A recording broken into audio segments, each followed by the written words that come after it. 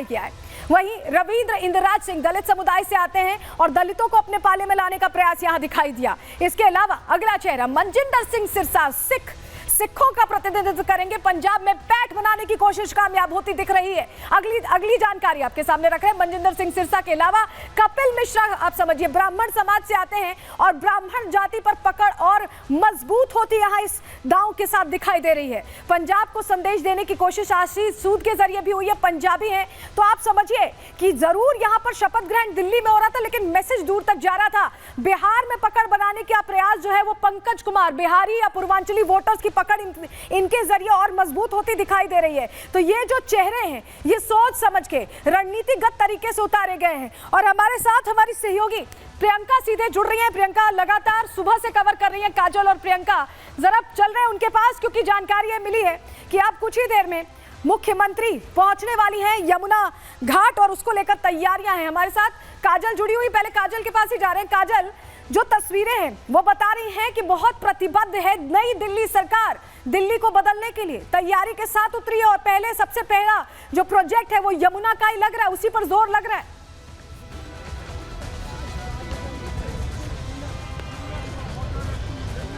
जी बिल्कुल, चुनाव से पहले भी और चुनाव के बाद भी, और चुनाव में मुख्यमंत्री बनते ही मुख्यमंत्री जो है वो सबसे पहले यमुना घाट आएंगे, जहां पर आप देखेंगे तो आरती की तैयारियां पूरी कर ली गई हैं और थोड़ी देर में यहां पर मुख्यमंत्री रेखा गुप्ता पहुंचने वाली हैं। दूसरी तरफ आप देखेंगे एक तरफ तैयारियां हो गई हैं पूजा की, तो दूसरी तरफ ये आप देखेंगे कि यमुना की सफाई लगातार चल रही है, क्योंकि ये नया मुद्दा नहीं है बीजेपी के लिए, ये एक बड़ा मुद्दा रहा है बीजेपी के लिए हमेशा से, चुनाव में या फिर चुनाव से पहले, कि किस तरीके से यमुना को साफ किया जाएगा। और इससे लेकर कई बार जो आम आदमी पार्टी की सरकार थी उस पर भी बीजेपी ने निशाना साधा, निशाने पर लिया। और इस वक्त ये तस्वीरें आप देखेंगे तो ये यमुना घाट है, वासुदेव घाट है, जहां पर यमुना की सफाई होती हुई नजर आ रही है। और आपको बता दें यहां पर सबसे पहले नई मुख्यमंत्री रेखा गुप्ता पहुंचेंगी, यहाँ पर पूजा अर्चना करेंगी, आरती में जो है वो शामिल होंगी और उसके बाद अपने पहले कैबिनेट की मीटिंग करेंगी। तो सबसे बड़ा मैसेज यही है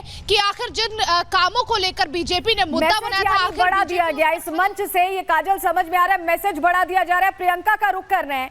प्रियंका, जो तस्वीर आप सुबह से दिखा रही हैं, शपथ ग्रहण हुआ, अमूमन ऐसा होता है कि शपथ ग्रहण हो और उसके बाद कामकाज करने में थोड़ा आराम से कल अगले दिन की तैयारी होती है, लेकिन यहाँ तो एक्शन तुरंत दिखाई दे रहा है। पहले यमुना घाट, उसके बाद कैबिनेट मीटिंग, यानी ये एक तरह का एक छोटा ट्रेलर हम समझ लें कि ये नई दिल्ली सरकार का छोटा सा ट्रेलर है।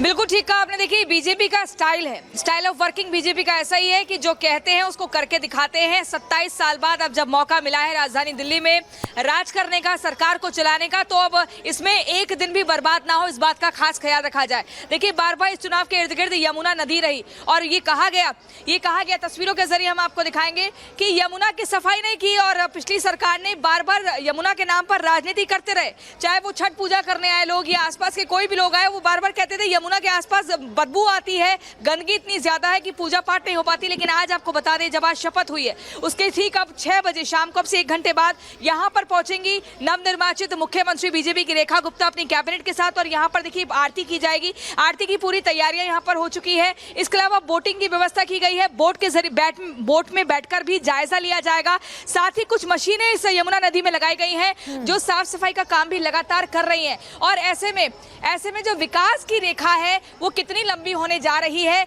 ये आज पहले दिन से ही समझा जा सकता है। तैयारी पूरी दिखाई दे रही है। प्रियंका और काजल लगातार हमारे साथ जुड़ी हुई हैं, हमें तस्वीरें आगे भी दिखाएंगी, लेकिन ये जो कहीं ना कहीं कोशिश दिखाई दे रही है वो आज से ही जमीन पर दिखाई दे रही है। जो चेहरे शामिल किए गए मंत्रिमंडल में वो भी प्रतिबद्ध दिखाई दे रहे हैं यहाँ पर दिल्ली को बदलने के लिए। क्या कह रहे हैं, सुनवा रहे हैं आपको।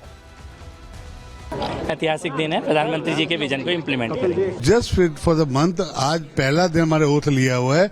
दिल्ली का बदलाव अगले 2 महीने में आपको देखने को मिलेगा।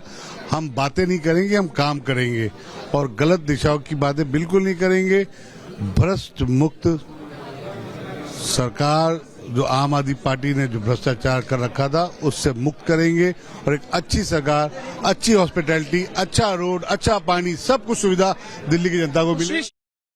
कि भ्रष्टाचार पर भी काम होगा और दिल्ली को बदलने पर भी काम होगा। ये विजन है दिल्ली सरकार में नए मंत्रियों का। और आपको पता है कि जिस तरह से 27 साल बाद सूखा खत्म हुआ है, सभी चेहरे, भारतीय जनता पार्टी के जो तमाम चेहरे आमंत्रित थे, उत्साहित दिखे। किस तरह की ऊर्जा रही, आपको सुनवा रहे हैं सभी का रिएक्शन। दिल्ली की जनता ने देश के यशस्वी प्रधानमंत्री नरेंद्र मोदी जी के विजन पर मोहर लगाने का काम किया है।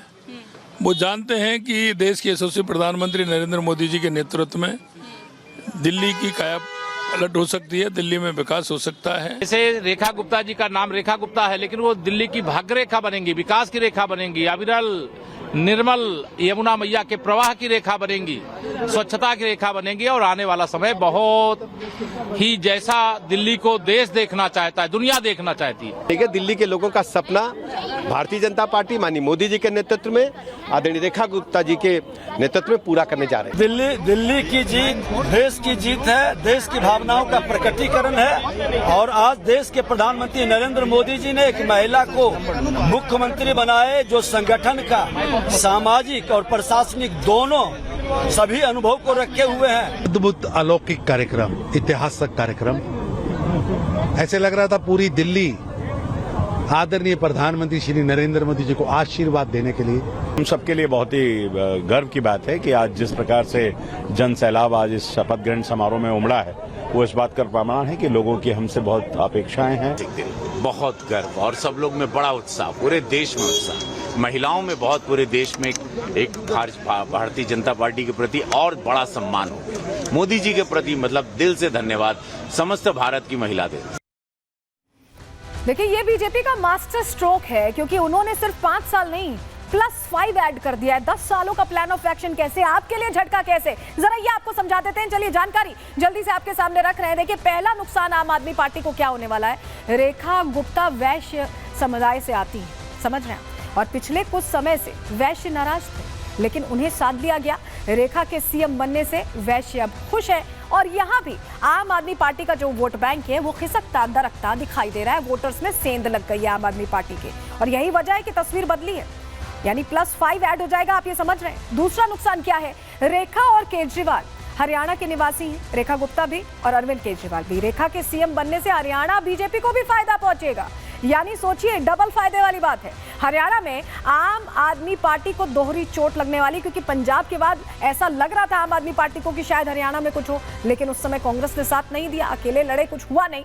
और अब लग रहा है कि यहाँ पर जो थोड़ी बहुत उम्मीद शायद 5 साल बाद कुछ होती, वो भी खत्म होती दिखाई दे रही है। रेखा के बहाने केजरीवाल की सत्ता से दूरी भारतीय जनता पार्टी सुनिश्चित कर रही है, और हरियाणा पर देखा जाता है कि दिल्ली का खूब असर रहता है। तो इस लिहाज से भी ये रणनीति आगे और बढ़िया कार्यकाल बनाने वाली है भारतीय जनता पार्टी की, ये ऐसा लग रहा है। और देखिए, रेखा गुप्ता